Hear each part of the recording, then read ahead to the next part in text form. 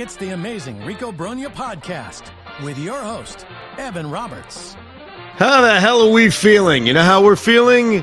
Relieved. That's the word, relieved. Not pumped up, not excited, not giddy, but relieved because the New York Mets came very close to an embarrassing, awful sweep at the hands of the St. Louis Cardinals at Citi Field. And thankfully, for the grace of God, Harrison Bader hit a two-strike single in the bottom of the 11th inning. Mark Vientos, who we will spend a lot of time on this pod today, had an incredible moment as he pounds a game-winning two-run home run. But let not that fool you from the fact that the New York Mets had an incredibly frustrating weekend. This was not a great weekend. They lost 2 out of 3 to the St. Louis Cardinals and came oh so close to an embarrassing sweep. So my emotion as we record this, Rico, wrapping up the 3-game series against the St. Louis Cardinals on a Sunday night, my emotion is that of relief because it could have been a lot worse. Thank you for listening to Rico Brogna, whether you're live or you've downloaded and subscribed. Very much appreciated. This was a weekend, and remember what we all probably thought going into this series against St. Louis. Oh, wow, the Mets are playing another team under 500. Oh, wow, the Mets are back at Citi Field after what was, a rather successful West Coast trip. Started off great, didn't have a lot of success in the middle, finished strong, and here we are, 3-3. We're above 500. Let's go. And the story of Friday and the story of Saturday and the story of 98% of Sunday's game was the same thing. They can't get a big freaking hit. All night Friday, they couldn't get a big hit. All day Saturday until the very bitter end when Lindor's jumping on that first pitch fastball and hits a home run in an elevator shaft. All through Sunday was they can't get a big hit. And Friday and Saturday, not as much Sunday, followed the same script, which is fall behind, give you a little bit of hope, but come up short. If Harrison Bader doesn't come through with an 0-2 single in the bottom of the 11th inning, we are all collectively losing our mind. Because here's the reality of this recent stretch, and baseball is so funny on how this works.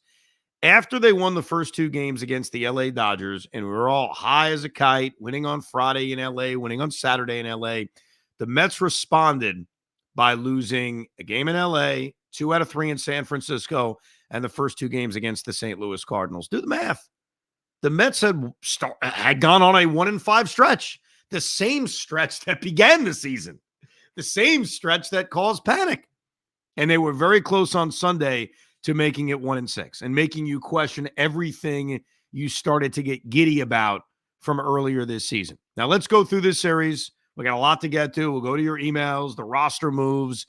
JD Martinez is returning. Obviously, the big question around Mark Vientos, which I know is kind of the top thing on your mind as a Met fan, which is how the hell could you send this guy back down? And we will address that throughout the podcast. But let's go back to the opener of this series on Friday. We didn't see the best of Jose Butto. Now, I'll give Jose Butto this. He gives up a 3-run home run in the second inning of Friday night. They're down 3-0. He gives up another home run in the third inning to Contreras. And to Jose Butto's credit, he settled down and he relatively kept them in the game. Now, the Mets weren't scoring any runs, and I thought that was, like I said, it was a story the entire weekend, and it began right out the gate. First inning, they have 2 on and nobody out, and they do nothing, including Pete Alonso grounding into a double play. They got the leadoff man on in the first 3 innings of that game on Friday. They scored 0 runs. So while Jose Butto put them in a 4-0 hole, the reality is it's about the bats. Because if they can get 1 or 2 big hits in the first 3 innings of the game, they're down 4-2. They're down 4-1. They're not down 4-0. And that what was so frustrating about Friday. After he gives up those 2 home runs that he gave up in the second and third inning, he did something important for this team. He not only didn't allow any more runs, he gave them innings. Even though they had the off day on Thursday, you still look, especially at this stretch of games they have coming up where they don't have many off days. They play these 3 games against St. Louis. They play 4 games against Chicago. They go to Tampa Bay. They have a long stretch of games where they don't have an off day. So on Friday night, beginning of that stretch, I'm looking at Jose Butto giving up the 3 runs in the second, the run in the third inning, and I'm thinking, oh my God, they're going to have to go to their bullpen in the 4th inning. And that kind of stuff wears on you. To Jose Butto's credit, he pitched into the 6th inning and came very close to getting through the 6th inning, got the first 2 outs before he put a couple of guys on base, and then the Mets had to go to their bullpen. So it wasn't a great performance by Jose Butto. I'm not trying to, put him in the Hall of Fame here. 5 2/3 innings, 4 runs is never really acceptable, but I thought it was at least suitable considering he settled in. And if the Mets had anything going on offensively, they're in the game. And it's the same story. It's been a very similar story all year in which they don't start to hit until late in games, which is a nice attribute that they're hitting late in games. The problem is they seem like they're in holes all the time. So what really frustrated me about Friday was not even Butto's performance. It wasn't even going down 4-0. It was the fact that in the 1st inning, in the 2nd inning, in the 3rd inning, they had so many opportunities to score runs. Now, I admit, because I am a man that has to give credit even to baseball players I do not like, and I don't think are very good. But Tomas Nido looked like a different player on Friday. I mean, that was when he ripped the ground rule double in the 3rd inning. I fell out of my chair. When he hit the bomb behind in the count, the 5th inning, the 1-2 pitch that he stroked over the right center field fence, I thought I fell asleep. I thought I took my gummy 2 days early. Like I was stunned. And I give Tomas Nido credit because even in his 3rd at-bat, he smoked one to left field. Now, we all have to be realistic about this. Tomas Nido still stinks. It's okay to give a man credit and say, wow, I was floored by that rip double. Wow, I was stunned by that home run. And wow, Tomas Nido was the Mets' best offensive player on a Friday night at Citi Field. Like, that's all true, and I have no problem saying it. But the reality is he still stinks. Like that, I can't, I'm sorry. I can't look at that one performance and say, you know what? Mendy's right. It should be a clean split between Omar Narvaez and Tomas Nido because that's freaking lunacy. Not that Omar Narvaez is confusing anybody with Johnny Bench, but I do not like the idea of Tomas Nido basically playing 50% of the time. With that said, he was great on Friday, and he was one of the few guys giving them punch. The other guy that gave them punch on Friday, because very few guys did, was J.D. Martinez. And you could see it really early on in his first at-bat, behind in the count, hitting one of the right side through for a base hit. He is a professional hitter. And even though it didn't result in much offense because the Mets only scored 2 runs on Friday night, we saw what J.D. Martinez can do to this lineup. Even that RBI double, Nido scored them run number 1 to make it 4-1 in the 5th. They got run number 2 by J.D. Martinez in the 6th inning on an RBI double. But after that, the Mets did nothing. They could not hit the St. Louis bullpen, and that's what made Friday so frustrating. Butto makes a few mistakes early. He settles down. The Met bullpen, which deserves a lot of credit, and we don't like to give it when it results in a loss, but we need to be fair. Josh Walker came into a really tough spot in the 6th inning, and he struck out Brandon Crawford and left the bases loaded. Jorge Lopez came into a tricky spot in the 7th inning, made it more trickier when he had a throwing error on a pickoff attempt, and he got through the inning by striking out Lars Nootbaar. He gave you a clean 8th. Sean Reed Foley has pitched really well since being activated from the injured list. He gave you a 1-2-3 9th inning. So after a rocky 2nd and a rocky 3rd, the combination of Jose Butto and the Met bullpen, and we're talking about the back end of the Met bullpen, we're not talking about the top guys, did an outstanding job of keeping them in the game. But the main guys did nothing. Pete took it 0 for 4, even though he hit a couple of balls hard. Francisco Lindor had that double in the 6th inning, but when he came up in a big spot in the 8th inning, he struck out very, very meekly against Andrew Kittredge. It was not a great at-bat. Brendan Nimmo showed you a pulse. That was a positive. He got on base a couple of times. But the other guy who is now starting to meet my ire because I think we all as Met fans have that one guy that bothers you. And to a lot of Met fans, it tends to be Francisco Lindor. To some other Met fans, it may be Brandon Nimmo, like Pete Hoffman. He hates Brandon Nimmo. He can't wait to bat him ninth. That's his plan. That's his plot. But Brandon's gotten on base a couple of times recently, so it's kind of hurting his plot. The guy who frustrated me the most this weekend, and it started on Friday night when he took an 0 for 4. It continued on Saturday when he took another 0 for 4.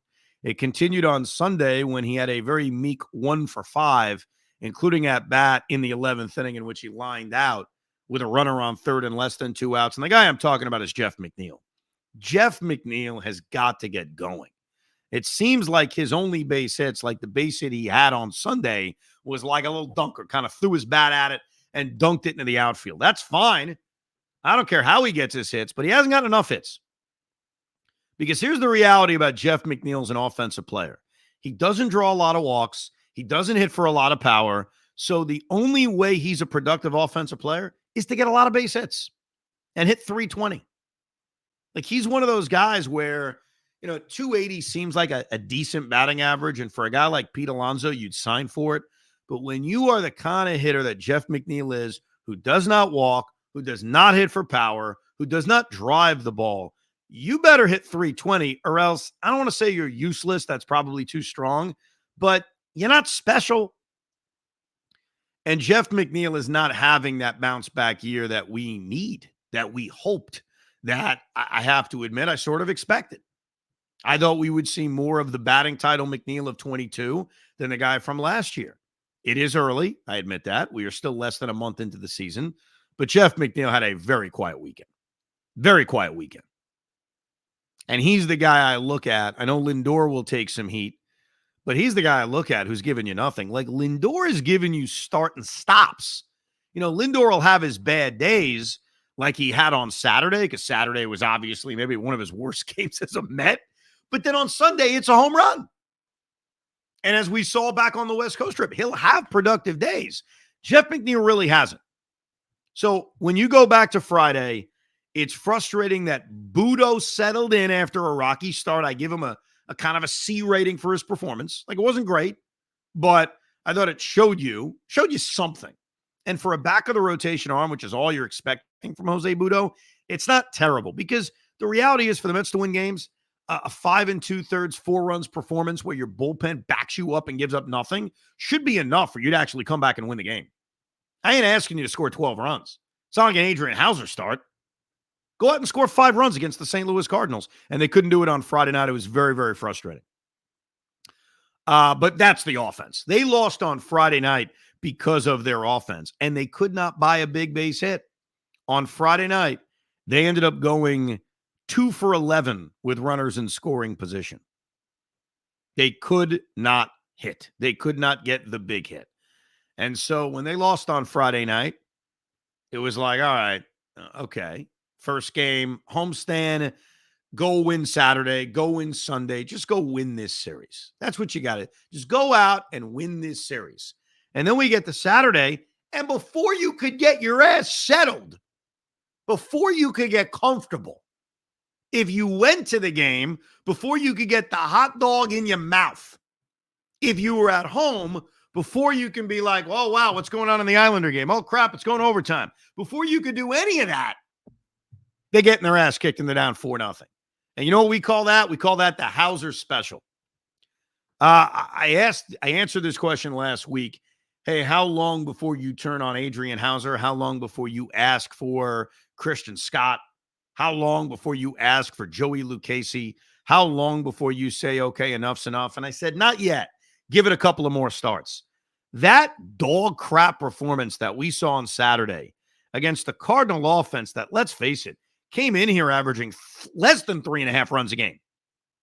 You're not exactly facing murderer's row. That performance on Saturday moved me in a very quick direction of, all right, my circuit with him is short. My circuit with him is short. Something is short. Whatever. My patience is short. And look, they've got Tyler McGill on rehab. They've got David Peterson on rehab. They've got Christian Scott pitching well. They've got Joey Lucchesi down there. I mean, they've got options.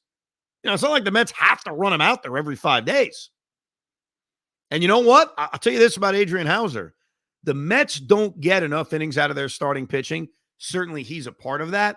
But you stick him in the bullpen to eat up some innings, maybe he actually can be valuable. Because right now he doesn't give him a chance. What happened on Saturday was unacceptable. And he was lucky. Quite frankly, he was lucky he got to the first inning when he struck out that Sinai guy to end the first inning. Otherwise, that could have been a even more crooked number. But they're down 4-0 because Adrian Hauser stinks.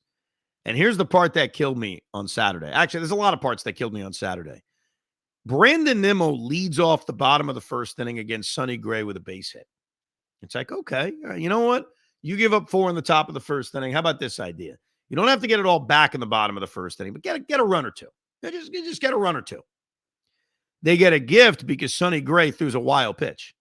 And so the Mets is set up with a runner on second, nobody out, 4-0 game. And these are the little things that kill me. These are the little things that give me signs on if we're going to win a game or not win a game. Obviously down 4-0. I mean, the signs were there we were not going to win a game.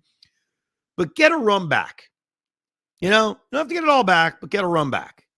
And Nimmo was on second with nobody out, and Francisco Lindor struck out. Francisco Lindor striking out on pitches in the dirt became a storyline on Saturday's game. Now, because he strikes out doesn't mean the Mets can't score a run.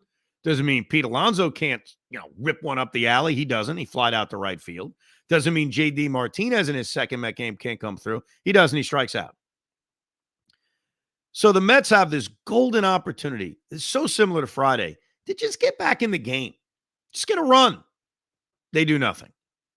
Second inning, they get the leadoff man on. DJ Stewart singles off Sonny Gray. I'm like, here we go. Another opportunity. Same crap. I think it took Sonny Gray about 5 pitches before he got McNeil, who's done nothing, Tyrone Taylor to pop up, and Brett Beatty to fly out. And at this point, I'm thinking to myself, Sonny Gray is one of the better pitchers in Major League Baseball. You're already down 4-0. He gave you a chance to get back in this game, and you do nothing. Now, back to Adrian Hauser. He stinks because he walks the leadoff man in the third inning. Looks like he's going to get through it. Gives up an RBI double to Nolan Gorman. Runs into trouble in the fourth inning. Lucky as hell to get out of it. Runs into trouble in the fifth inning. And then finally, Carlos Mendoza says, what the hell am I supposed to do? I'm going to go to my bullpen again early. Again, I'll go to this Josh Walker because why not? Let me go to this guy. We're already down 5-0 to Sonny Gray. We're probably going to lose.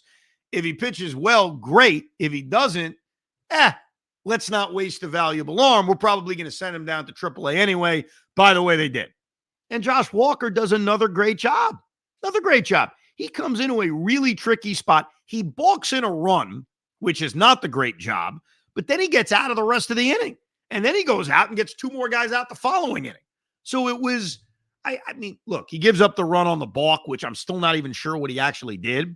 But it was another example of not even the best of the Met bullpen, but the back of the Met bullpen coming in and doing a pretty good job. They did it again with this Neil Nunez when he came in. He comes in. He looks very good, gets out of trouble. Jake Diekman comes in, gets out of trouble. But then they gave up an insurance run on the sac fly, which kind of sucked. But the Met bullpen kept them in the game. Like when you go to your bullpen in the fifth inning, and that bullpen proceeds to only give up 1 run and get, how many outs are you getting? 6, 7, 8, 9. You're getting 11 outs. The Met bullpen for the second straight day does a fairly good job keeping them in it.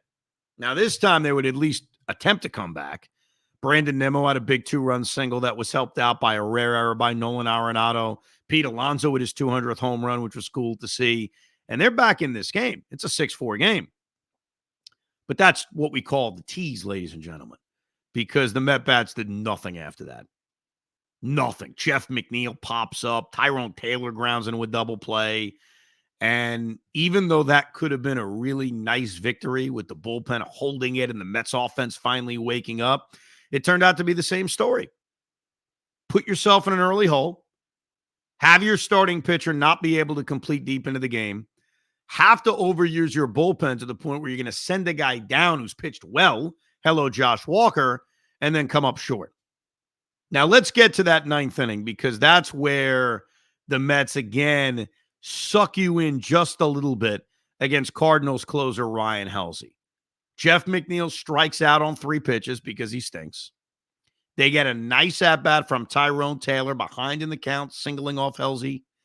Then you get Mark Vientos. Now, they pinch hit for Beatty in the 7th inning against the left-hander Jojo Romero.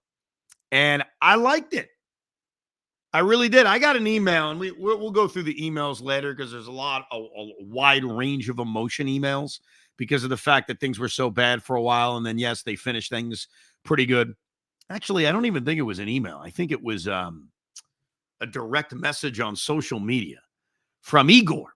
Igor writes, "This is such bad managing, taking Beatty out for Vientos and then having to use Nido for Omar Narvaez. It's minor league stuff here. Just let Beatty hit and then you use Vientos for Narvaez." So here's his point, and it's interesting. In the 7th inning, Jojo Romero is in this game. At this point, it's 6-4. He's a lefty. You've got Beatty, you've got Narvaez, and you've got Nimmo coming up. His point is let Beatty hit, then use Vientos for Narvaez, and then just have Nido come in for Vientos. Here's why I disagree, though I think it's an interesting idea. I don't like Tomas Nido. So using Tomas Nido to pinch hit and have him get 2 at-bats, and he would end up getting one in the 9th inning, is not ideal. But what's also not ideal is having Vientos not be in the game for more than 1 at-bat. Like, if I'm going to use him, I don't want to use him and then lose him. So if we follow Igor's idea, who I respectfully disagree with, I don't think it's like a terrible idea. We're baseballing it, if you will. If you follow his idea and you let Beatty face the lefty and then use Vientos for Narvaez, Vientos is now out of the game. I like the idea, especially because he wasn't going to get much of an opportunity. Now, that's obviously may change based on what he's done in the limited at-bats he's had. But I didn't mind in the 7th inning using Vientos for Beatty. But what I may have done differently, and this is a little bit of a change-up on this, is not pinch hit Narvaez with Nido. Because I don't have to. I can let Narvaez take that at-bat against the lefty, even though that's less than ideal, knowing that his next at-bat is probably going to be against a right-handed pitcher, maybe in the 9th inning. Who knew what the situation would be? So I liked Vientos for Beatty. I didn't as much like Nido for Narvaez. And both guys ended up getting 2 opportunities. So when Vientos pinch hit in the 7th inning, he flied out to right field. He's only out this season. Nido struck out, not a surprise, and then the inning kind of went away. But both had to stay in the game because they were pinch hitting for guys in the field. What I would have done is I would have used Vientos. I agreed with that move. I would have kept Narvaez in the game, thinking even Nido as a righty doesn't give me that much of an advantage against the lefty. And later in the game, assuming the game is close, I know a righty is going to be on the mound because the only other 2 lefties they have in their bullpen, Liberatore, who we saw on Sunday, and King, they're not the high-end relievers. If they're in the game, it means the game's not close. So, interesting managing there. Disagree with Mendy slightly. I disagree with Igor. We all have different opinions. Bottom line is this. Here's the bottom line out of all of that. Mark Vientos was now batting in the 9th inning against Ryan Helsley. That's what mattered. And in that sequence, with 1 on and 1 out, the Mets are now down by 3 runs in this game because the Cardinals got that insurance run. I thought the game was over. And, we saw Mark Vientos have 1 at-bat. He flied out to right field. Now he's facing a right-hander who throws 102 miles an hour. So my thought was he was going to strike out. He rips a base hit up the middle. I'm like, oh, okay. Got the tying run at the plate. What sucked is having Tomas Nido up. So if he doesn't pinch hit Nido for Narvaez, and it's Narvaez up with 2 on, 1 out, look, who the hell knows? Narvaez may bounce into a double play. The game ends. But I would have liked my chances a little bit better. When Nido came up in the 9th inning, and I was watching this game with my dad. We visited my family on Saturday. I was not at this game. I looked at him and said, all I want is Nido not to ground into a double play. That's it.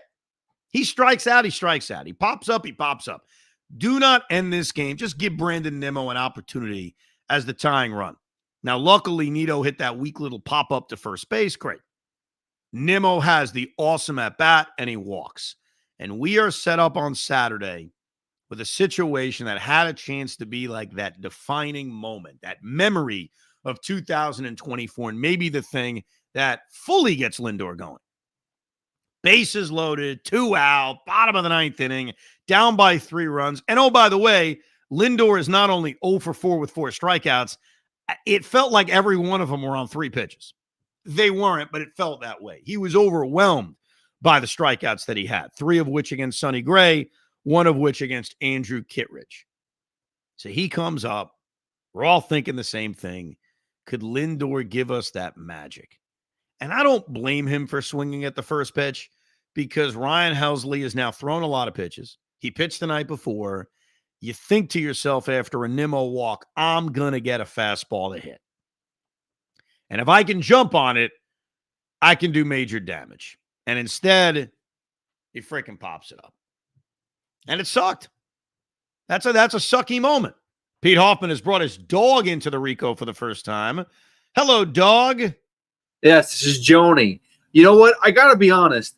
I love that Lindor swung at the first pitch. It's something that if you look at his stats, he does the best when he swings at the first pitch. It's just statistical. It's proven. He's always hit better swinging at the first pitch. I know it sucks. I know you want to build work count. There was momentum, but he's always the best after jumping on a fastball. I have no problem with him swinging at the first pitch. I just had a problem with it being a freaking crap pop-up to shortstop. Yeah, that sucked. That was awful. Oh, that's your yeah. No, I'm not ripping him for swinging at the first pitch. It was frustrating. That had a chance to be an epic moment. That had a chance to be a great moment, especially for him. He's had a very start and stop kind of run where we think he's breaking out of it. He has the big game on Wednesday against San Francisco. He gets very quiet on Friday night. He does have that double. He has possibly the worst game he's had all year on Saturday. And then on Sunday, it looks like maybe he's getting hot again when he hits the opposite field home run. So he's showing a pulse. He's not slumping nearly as much as he did over the first few weeks of the season, but it's very start and stop with him. But the biggest situation and the biggest moment found him on Saturday. And that's why I think the lasting memory for most Met fans from that game on Saturday is bases loaded, 2 out, bottom of the 9th inning, Lindor pops up. There was a lot of other things that contributed to that loss, but that turned out to be like that moment that sticks with you.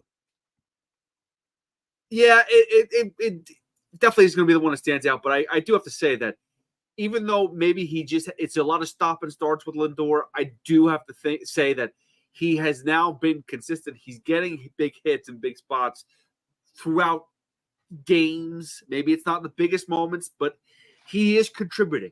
This is not the first week of the season. So I felt like he was going to come through. I really did. Yeah.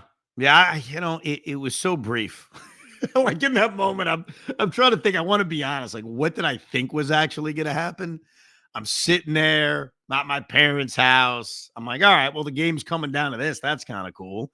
I don't think I ever had enough time to really marinate what I thought was going to happen. And unfortunately, it ended with a pop-up. Now, you get to Sunday. You get to the finale of this series. Now it's desperation. You can't get swept by the St. Louis Cardinals. I mean, you can.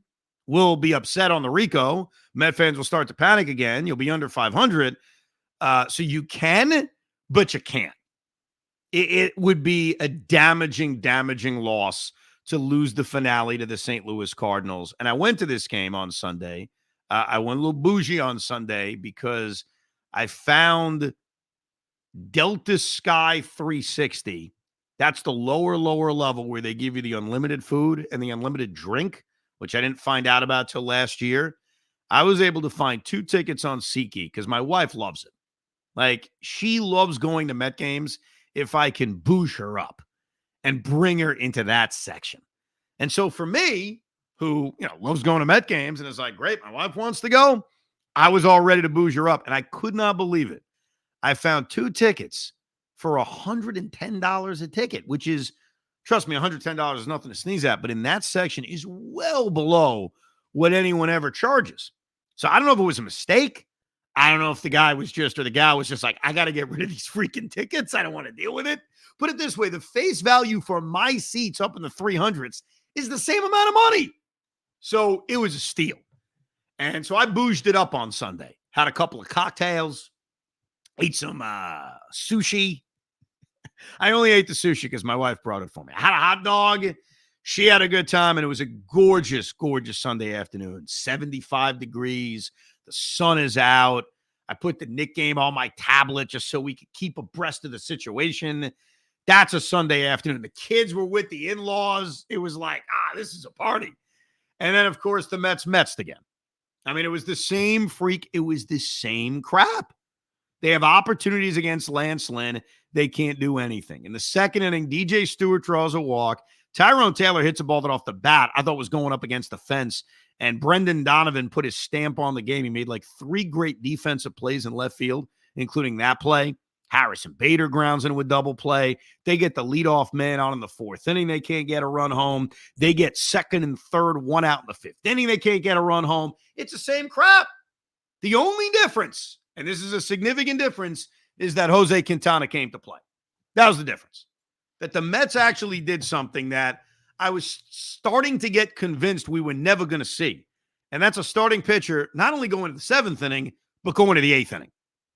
Jose Quintana was utterly brilliant. Outside of the one moment in the 5th inning, he gives up the double to Mason Wynn.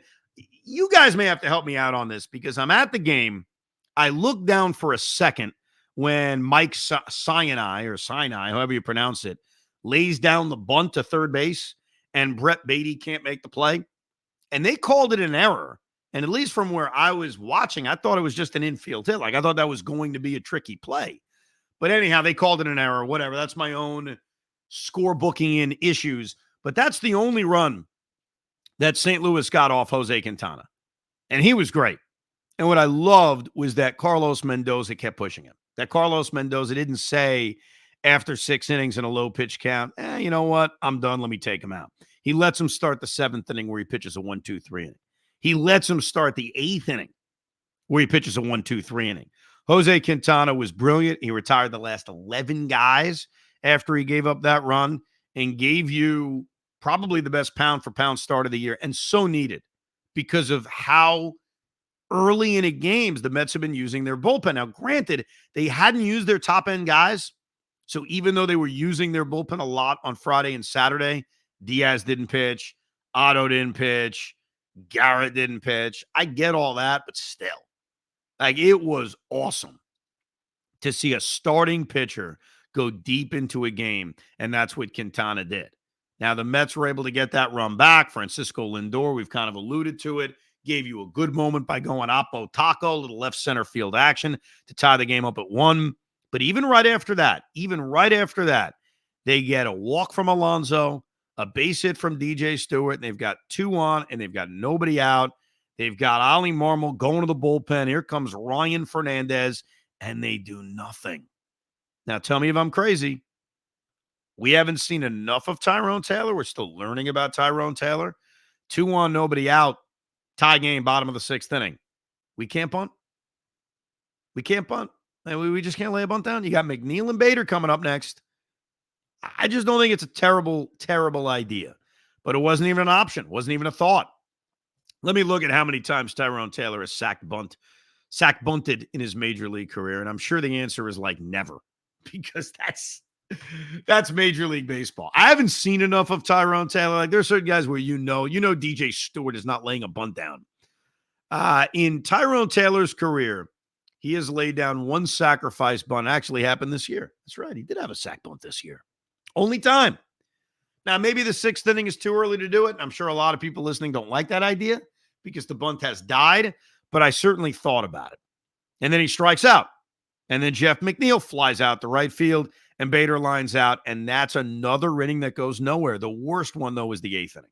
The 8th was the worst. They get a leadoff walk by Francisco Lindor. Pete Alonso draws a walk after Lindor steals second. They got 2 on, nobody out. Same thing, by the way, with DJ Stewart up. Can he lay down a bunt? Of course not. Now, I can't complain too much because his ground out turned into the exact same thing and advanced both of those runners to second and third. And then Tyrone Taylor grounds out. Lindor's running on contact. He's out at the plate. And freaking Jeff McNeil grounds out. My guy, Jeff McNeil, every big spot found him, and he responded by doing nothing. So again, the Mets could not buy a big hit. At that point, when Jeff McNeil grounded out in the bottom of the 8th inning, the New York Mets were 0 for 11 with runners in scoring position. 0 for 11 just in that game. Just in that game. The good news is Edwin Diaz dominates the 9th. That's the good news. The bad news is Mets can't score in the bottom of the 9th. And here's my poor wife at an extra inning game. But you know what? She didn't give a rat's ass because we had free booze, a lot of food, and because of the pitch clock, we're still under 3 hours. So I got to tell you, I'm in my glory. And then a photographer who works for the Mets comes up to me and says, Evan, do you like the extra inning rule? And I said, I hate it. I hate it with every fiber in my body. And then I turned to my wife and I said, but she loves it because she knows we're going home in the next half hour. Oh, boy. And then we get the dopey extra inning rule. And how great was Reed Garrett, by the way, in that top of the 10th inning? Runner on second, nobody out. Ground out, strikeout, intentional walk, strikeout. Reed Garrett continues to be really, really impressive. What do we do in the bottom of the 10th inning? What do we do? Lindor flies out, advances the runner. I give him credit for that.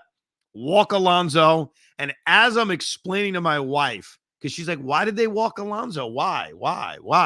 I said, because DJ Stewart is likely to ground into a double play. And as I'm saying double play, he hits the ball to second base for the 4-6-3 double play. Couldn't even get the freaking words out of my mouth. And we're off to the 11th inning, where Reed Garrett makes the one mistake. First pitch, I think it was a first pitch fastball. Brendan Donovan rips the base hit. We're down by a run. Luckily, Wilson Contreras forgot how many outs there were, and Garrett was able to get through the inning on that little pop-up to shortstop double play. But bottom of the 11th inning, down a run. I'm looking around at Citi Field, beautiful out, good crowd, or at least a decent crowd, 30,000 people on a beautiful Sunday afternoon. I guess you could argue it's not a good crowd. Whatever. It's better than what they've normally got. And I'm looking around, and all I could think about was Rico Brogna. And I don't mean the player, I mean the podcast. And I was thinking about, oh, God, we're going to come on, we're going to do a podcast, and it is probably going to be the most disgusted I've been all season long. More so than the first series of the year, more so than even what was going on in the Detroit series. I think I was going to walk into this Rico and be more disgusted as I looked around at the ballpark because of everything I just described. They couldn't buy a big effing hit all weekend. And now, because of one bad pitch by Reed Garrett, who's been nearly perfect as a New York Met this season, they're on the precipice of losing this game and getting swept by St. Louis. Not only is this an awful, awful, awful loss, but it's an awful loss in a series in which you're about to be swept by the Cardinals. So it's an awful loss, but then you combine it with what happened on Saturday and what happened on Friday, and for the latter part of April, I was about to be disgusted. And there was nothing in that bottom of the 11th inning that told me something different was going to happen. Meanwhile, they're facing Matthew Liberatore for like the 4th inning in a row because Ollie Marmol's got a tired bullpen. Tyrone Taylor grounds out. Jeff McNeil lines out. And I'm looking at her saying, boy, they suck. We're back. We're back to sucking. Bader fouls a ball off. They're behind 0-2. Is there anybody out there? 0-2 on Bader, 2-1, bottom of the 11th. Is there anybody who actually thought the Mets were going to win the game at that point?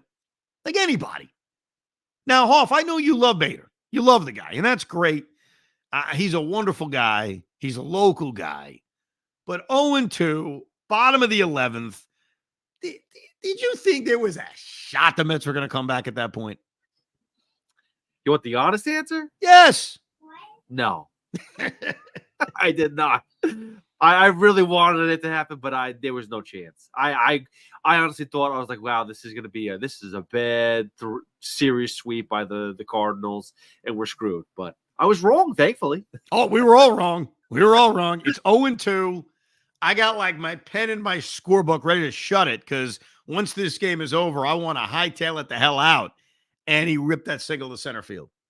And I turned to my wife. I said, I'm stunned. Like, that was my reaction. I'm stunned. I am absolutely floored that they came back and tied the game. Now, it doesn't mean we're going to win the game because at that point, it looks like we're going to the 12th inning with another runner on second base situation in the 12th inning. And Adam Ottavino was warming up. So it would have been Otto that came into pitch, and he was going to face Paul Goldschmidt with a runner on second base and nobody out. But there was a sigh of relief, and that is the word of the day when Bader hit that single to center field, because at least I knew, all right, stay of execution, we have a shot. And then we get to Mark Vientos. Let's get to the headline. He's behind in the count, 1-2. We're all ready for the 12th inning. And then off the bat, I thought fly out to center field from my vantage point. I thought, hit the ball well. I think that ball is going to be caught. And it just kept going and going and going. And Sinai leaps up at the wall, or Sinai, however you pronounce his name. And as that ball is off the top and Sinai is jumping, and I see his glove fall over the wall, I jumped up in the air and had that childlike excitement. Because A, not only did the Mets win the damn game, B, not only did they survive what would have been maybe their worst loss of the season, probably their worst loss of the season, and definitely their worst series of the season, but Mark Vientos has to make everybody think. He's got to make everybody think about numerous things. Game-winning home run, 3 for 4 since the recall. Makes you think of many things. Let's start off with number one. Let's go with number one, a very peaceful number one, and that is, why hasn't he been here for a month? And I'm not Monday morning quarterbacking if you're new to the Rico. When they set the roster and they gave us Zach effing Short, my response was, why? This is Vientos' moment. Let him DH. Let him get some at-bats at third base. When JD comes back, we'll figure it out. But give him an opportunity. And the Mets didn't. And instead, we were given a waste of time with Zach Short. He wasn't that good defensively. He barely played. He wasn't much of a hitter. And then, of course, when JD came back, goodbye, Zach Short. See you later. Thanks for coming. So question number one is to David Stearns, why? And that's not a Monday morning quarterback from me and a lot of listeners to the Rico. This was a question going back to March. He should have been on the roster. That doesn't mean he was going to hit. I have no idea. But when he does hit after his recall, it's fair to ask that question. So number one, why hasn't he been here for a month? Number two, has this guy figured it out? Now, it's only 3 at-bats, but 3 important at-bats, or 3 hits in 4 at-bats, I should say. 3 important hits. Because when Mark Vientos was added to the roster on Saturday because of Starling Marte going on the bereavement list, Marte went on the bereavement list. He didn't go on the injured list. He is presumably going to be back relatively soon, which means Mark Vientos is only here for a couple days. And by the way, the reason it was him, because my dad asked, well, why call him up if it's only going to be a couple of days? And I said, look at their 40-man. They don't have any other option. They're not going to add someone to the 40-man roster just to have for 2 or 3 days. I may as well just call Mark Vientos up. So number 2 is Mark Vientos figured it out. But then number 3, how do you send him back down? You can't. This reminds many of Mike Jacobs in 2005 when he was up here temporarily, hit a couple of home runs, and it was Pedro Martinez who came out publicly and said, we can't send him down. So let's just start with that. Mark Vientos cannot be sent down. Do you agree with that statement, Pete? That he needs to remain here at least for a few more days? Yes, I agree. So that's the easy part. And I'm sure most Met fans are thinking the same thing. Yeah, man, you got to honor what he's accomplished. What he's accomplished was a shocking base hit in the 9th inning of Saturday's game. In which no one thought he was going to get it off Ryan Halsey. You combine that with another base hit in the 9th inning of Sunday's game, and you combine that, by the way, both behind in the count, and then you combine that with the game-winning home run, you have to reward that success by not sending him down. That's the easy part. Now the tough part, who goes down? Who goes down? When Starling Marte returns back to us, and whatever his loss is, obviously condolences with him. I don't know if that's come out public, but one thing about Starling Marte, man, is he's dealt with a lot of loss in his life. I think he lost his wife a couple of years ago. So hoping for the best for Starling Marte. But he's going to come back. So when he comes back, here are your options. I'm going to tell you your options right now. And then Pete Hoffman will vote on what his favorite option is. And you, whether you're listening in your car or watching on YouTube or doing whatever the hell you're doing, you can speak publicly to the telephone or cell phone or radio or computer and say, this is what I would do. But here are your options. Number one, they could send down DJ Stewart. That is an option. DJ Stewart has options. So DJ, who's been, relatively productive, he has hit 3 home runs. He has driven in 11 runs. He was hitting cleanup on Sunday. Nice little left-handed bat off the bench. DJ Stewart has options. You can send him down. That is option number 1. Option number 2, you can send Brett Baty down. Now, that may sound crazy. Brett Baty has looked more confident. He's looked better at third base, but he's also 3 for his last 23 since he came back from the injured hamstring. You could also put him on the fake injured list as opposed to sending him down. You could channel Billy Epler and say, that hammy, it's actually bothering him. So Brett Baty, whether it's fake IL or being sent down, which means Mark Vientos is your third baseman now for the next couple of weeks, 10 days at least, maybe a little Joey Wendell sprinkled in, that's option number 2. Those are, I repeat, those are your only position player options. Barring someone else being hurt, obviously. Like, you're going to tell me Harrison Bader's got a sore ass? Fine. He can go on the injured list. You want to tell me Starling Marte has an injury? He comes back from bereavement. Obviously, injured list scenarios change all of this. But in terms of being real, those are the only 2 position players they can send down. You want to give me DFA Joey Wendell? I mean, I'm sure some people are thinking that. They're not doing that. By the way, nor would that be smart. It just wouldn't be. Who's your backup shortstop? You know what I mean? Like, it's not a smart move. So, but I'll include that, though, because I want to give everybody all the different options you have, because it's not easy figuring out how to get Vientos on this roster, how to keep him. So we've got DFA Joey Wendell, not a fan. Send down or fake IL for Brett Baty. Send down DJ Stewart. But there is a 4th option. And I can promise you, they will not do it. I think I know it. DFA Michael Tonkin again. You're close, though. Take a pitcher away. Danny Young was just added to the roster. He replaced Josh Walker. Send him down. Now, the reason why the Mets aren't going to do that is because their starting pitching so rarely goes deep into games, which we've talked about, and they're so heavily reliant on their bullpen to the point where even having 8 guys in their pen, they still need to kind of do that Syracuse train routine where they DFA someone, they call someone up, they send someone down. Like you just saw it today or Sunday with Josh Walker being sent down after pitching well, just so they can get another body up there. So I don't think they're going to do it, but you're allowed to do it.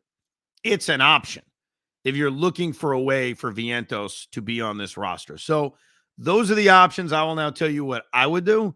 And what I would do is I would option DJ Stewart down at AAA. That would be my option. I would tell DJ, look, you haven't been bad. You've been productive. You're probably going to be back here at some point, but we want to give Vientos a longer look. That's what I would do. Here's the thing is, Brett Baty, I am a fan of him right now. Like I enjoy that he came back this year, batted better, and I do think he needs more time at third base. He's been looking good. But if there's something ailing him right now, and I'm being fair, because he has slumped since he's been back. If there's something still ailing him, why not put him on the IL? Why not give him a breather? Why not give him a rest? Easiest so that you don't have to touch anything else. Because he's not hurt, and because Billy Epler got fined and fired for making up injuries. Look, if you can send Brett Baty down. I mean, that's a very easy kind of clean way to do this, and then give Vientos a look because he'll play every day at third base. I mean, one of the pushbacks you could have on me is, all right, Evan, you've sent DJ Stewart down. Great. You've figured out how for Vientos to stay on the roster. When does he play now? Like, for example, the Mets are about to play the Chicago Cubs in a 4-game series, and I can tell you that the Cubs have right-handed starters going in every single game. So what are you doing? Are you just playing Vientos over Beatty against certain right-handers? And if that's the case, then maybe you just cleanly send Beatty down and Mark Vientos is your third baseman for the next 2 weeks and you give him a look. And that's the way you could present it to Brett Beatty. Like, look, you're not gone forever. Vientos has earned this. He hit at AAA. He's been hitting in the 2 days he's been up here. We're going to send Brett down. We're going to send you down. You'll probably be back.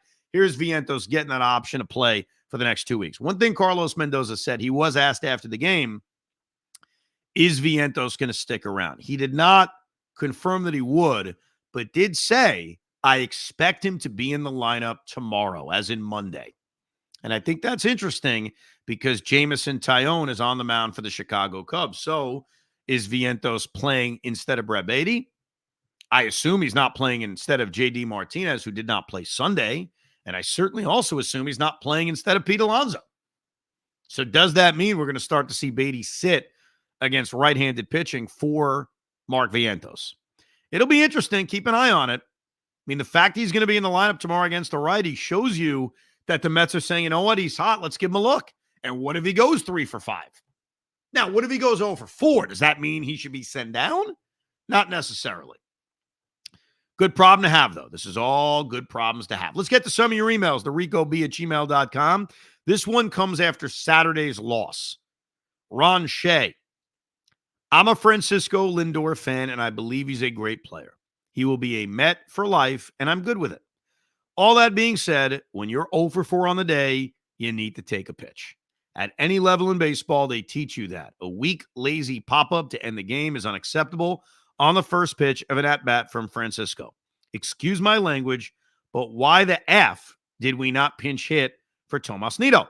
I speak for every Met fan when we were just hoping he wouldn't ground in with double play and end the game. Yes! Me too, Ron said that earlier. Bad loss yesterday, Saturday. Welcome to the hot and cold 2024 New York Mets. So a couple of things. Once they pinch hit for Narvaez with Nido on Saturday, which they did in the 7th inning, they can't pinch hit for Nido because they don't have a catcher. So if you use, let's say you use Joey Wendell because it's the bottom of the 9th inning and you're desperate and Nido stinks and the Mets somehow tie the game, you don't have a catcher. And that's the problem. That's why I go back to the 7th and I wonder if that was the moment to pinch hit for Omar Narvaez. That may not have been the move I would have made with Carlos Mendoza. As far as Lindor is concerned, I said this earlier, Pete and I are on the same page. I'm not pissed that he swung at the first pitch. I understand what he was thinking. He was thinking, I am getting a 100-mile-per-hour fastball right down the middle, and I'm going to try to hit the crap out of it. Problem is he didn't. Kyle Kuhn writes, Vientos. I am writing this as Brandon Nimmo flied out to right field in the bottom of the 9th inning. And by the way, the bottom of the 9th inning, he flied out. When did he fly out in the bottom of the 9th inning? Which game was this? I'm trying to think. He flied out to left field in the bottom of the 9th inning. Maybe that's what he's thinking. All right. Am I the only one to think that pinch hitting Vientos for Brett Beatty in the bottom of the 9th inning is crazy? I know it ended up working out as he got a base hit, but he has only played one game in the majors this season, whereas Beatty has shown some very positive performances. I would trust Beatty over Vientos in that spot, at least personally. Curious on your thoughts. No. I didn't mind it at all because you have a lefty on the mound. Beatty has not hit the cover off the ball, even though he did have that little bloop double in the 5th inning. And this is now talking about Sunday's game. You've got a little momentum from the fact that Vientos had 2 hits on Saturday. So I didn't mind that at all. Obviously, it did work out because not only did he get a base hit, and Kyle Kuhn would later say, oh, yeah, by the way, he hit a game winner. That happened 2 innings later. Clayton writes, he better fucking stay. I don't give a shit who we cut. Vientos better stay. Good job, Clayton. Jimmy writes, I'll make it quick. Is Mark Vientos here to stay? With the loss of Alvarez, this team needs the youth and excitement these young kids can bring. My gut is that he is going to stay. And my gut is I think it's going to be DJ Stewart who goes down. It's all about options. I think Beatty's a possibility, though, too. I do. I think there are a couple of warning signs that Beatty's on the table. Number one, the fact that he used him as a pinch hitter. And the number two, Mendoza claiming, like I said earlier, he's going to play Vientos over Beatty on Monday night against the right-hander and Jameson Taillon. Samuel writes, memo to David Stearns. Think we still don't need Vientos in the big leagues? Owen Hoff, the big Stearns believer. You still support the decision to not start the year with him? Yeah, Pete. You still support Vientos being in AAA for the last month? I don't think I ever supported that from the beginning, though. I mean, I said I guess when I was talking about who's going to make that final roster spot, I figured Zach Short because David Stearns made it clear he was in the mix, and I expected the versatility with Short. But here's another thing too, just to piggyback off of why Vientos is probably going to stay up here, dude. The guy's killing it in AAA. At some point in time, like his numbers are if he goes back to AAA, that's like a demotion he didn't deserve. Yeah, I don't think you can. I think even like with an 0-for-4 against Jamison Tyone, the game-winning home run, the 3 hits, the performance in AAA, like you pointed out, I think he's staying. I think it's a matter of how he stays, like who goes down, and then what his playing time looks like upon staying. But I'm with you, Pete. I'm with everybody. Like he's going to stay. I think this is a very similar Mike Jacobs situation as it was in 2005. Mike Garafolo writes, is that the football writer Mike Garafolo? I don't think so. If it is, thanks for listening. Hold on a second. Let me check this out. Oh, no, maybe it's not. The biggest takeaway after a big win is Carlos Mendoza. It's hard not to love the 2-out, 2-strike, 1 strike away from losing base hit from Harrison Bader, followed by the 2-strike, 2-run game-winning home run by Mark Vientos. How can you not be happy for that kid? But my biggest takeaway is Carlos Mendoza. It's only April, but Mendoza has already demonstrated that he's willing to manage in a way that even Buck rarely did, by relying on his eyes to make the best decision in the moment, in particular big moments, regardless of what the matchup analytics say he should do. Mendoza's decision to let Quintana finish the 8th based on the way Quintana was throwing today, and Quintana's conviction is everything we've been missing in a Mets manager since maybe Terry Collins, who perhaps relied a little too much on his gut feeling. See Matt Harvey, Game 5. Yeah, thank you for bringing that up there, Michael. I am pumped for Vientos and impressed with Bader, but man, it's an even greater feeling to think that we have a manager at the helm with a real feel for the game in the moment, whom we trust to set Met players up for success in crucial situations. Let's go Mets. Yeah, I loved what he did with Quintana on Sunday. And I think it was before the Contreras at bat. There were 2 outs in the 8th inning, and Mendoza went out. He went out to the mound. And when he went out to the mound, I'm thinking to myself, you can't take him out here. You can't. He hasn't given up a base runner since the error. That's not even his fault. Since the Cardinals scored that 1 run in the 5th inning, like you can't take him out. And Mendoza went out there. He talked to Quintana. Quintana said, I'm good to go. And then Quintana responds by striking out Wilson Contreras.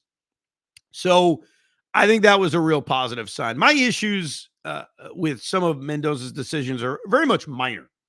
You know, we talked about the decision on Saturday earlier in the pod about using Nido to pinch hit for Narvaez. I didn't love it, but they're really minor by nature. I think the way you handle your bullpen, the way you handle your staff is really, really important. And I think on a rare day where you get Quintana dealing and keeping his pitch count low, you got to take advantage of it. And I thought he did a great job doing that. Couple of other things. Number one, I read today from Tim Healy, I think published this in Newsday. The Mets haven't worn their black jerseys or their alternate blue jerseys this season because they haven't received the right pants from Nike. Is that not unbelievable? Now, there is a story coming out that I think Jeff Passan published it, that there's a memo from the Players Association where they're going to fix these jersey issues. Eventually, the names on the back are going to be bigger again. The pants aren't going to be see-through anymore. So we are going to fix this issue, which is not a surprise. But I hadn't even thought about that they have not worn their black jerseys yet. We did see the City Connect on Saturday. I like the City Connect personally. I think they're pretty good. If I had to find a negative, it's that you could fool me and say they're Yankee jerseys. Like they don't have a deep connection to the Mets. You can't tell me the purple for the 7 line is, but I think they're still cool. Like they're a cool looking jersey. I just don't think they feel very Mets-like. But I like the City Connects. What about you, Pete? No, I love them. I mean, I love the helmet with the freaking bridge across it. I think it looks awesome. I understand that you said that there's no connection. I think I do. I think you were the one who said it. If they put Queens rather than NYC across the chest, that would have been perfect. but I actually love it. I like the choice. It's not all gray from top to bottom. I like the white pants that go with it. So there's a little, contrast with the color. I think they did a great job. They could have really destroyed it. Let me put it that way. Oh no, I mean, you look at some of the other ones, and You see the Phillies, by the way. Yes. Oh, I want to vomit looking. First of all, I hate the Phillies anyway, but then you look at their jersey. It is one of the grossest things I've ever seen. So terrible job on that. Yeah, no, I like the City Connects. I may even get one. I may pull a Met jersey at some point and buy one. Authentic, because it's $500.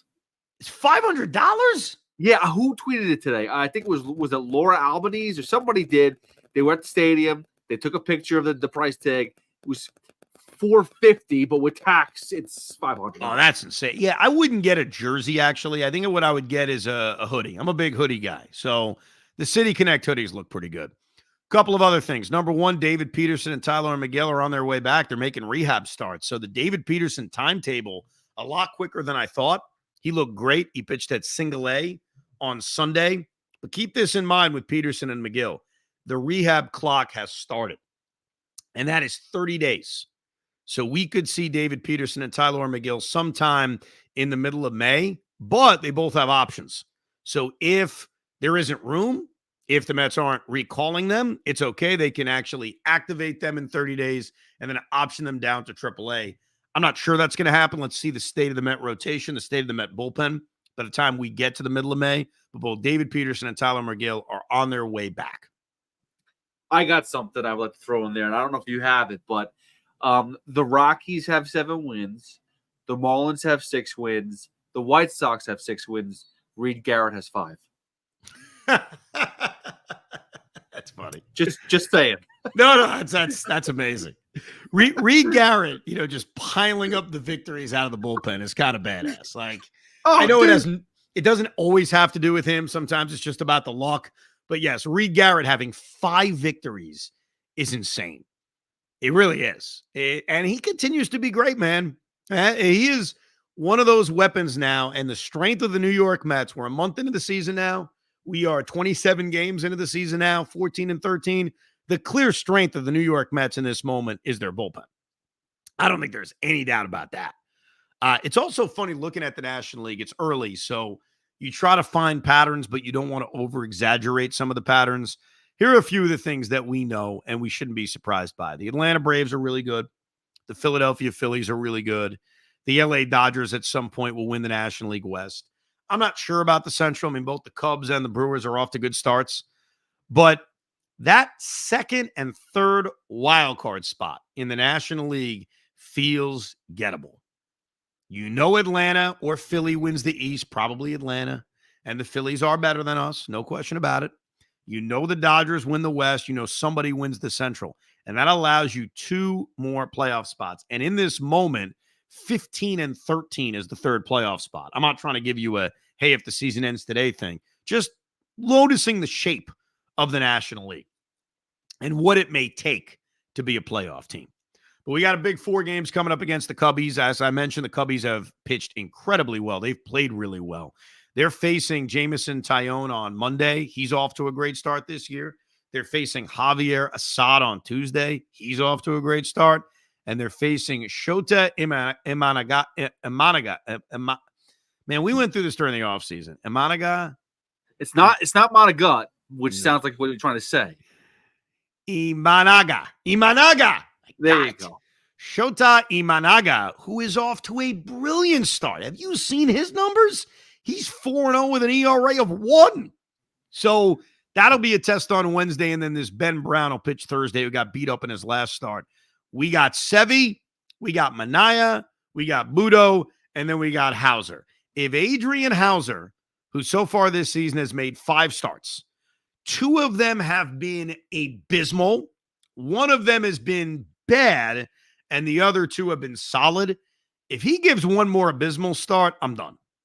Then you can call up Joey Lucchesi or Christian Scott, and we can move him to the bullpen, and we can move on. But I'll give him that start against the Cubbies, but he cannot have another dud because the Mets have the depth to say, you know what, Adrian? You're going to the bullpen. You'll have a role on this team. Trust me. You'll pitch plenty, but you're going to the bullpen. What now? You just named a name right there, Christian Scott, who's been pitching fantastic.